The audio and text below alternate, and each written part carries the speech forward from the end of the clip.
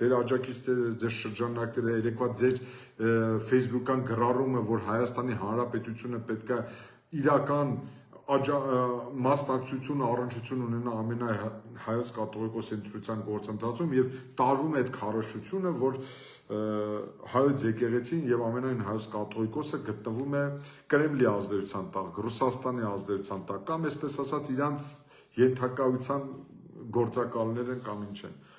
Այստեղ հարց է առաջանում։ Ես չեմ կարող դրա ճշմարտության կամ անիրատեսության կամ հնարավորության մասին փաստել, այդ մասին դուք կարող եք փաստել, բայց նոր եք իմանում, որ եկեղեցին կարողա տես լիներ։ Բայց 7 տարի ինչ էիք անում։ Դուք 7 տարի ինչով էիք զբաղված։ 7 տարի դուք հնարավորություն չունեիք Հայաստանի Հանրապետությունում իրականացնել այնպիսի գործընթացներ, որոնք այսօր ձեր կողմից բարձրացված հարցերի պատասխանները ստանային։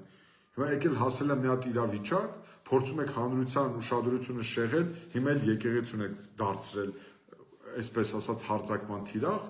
հնարավոր չի։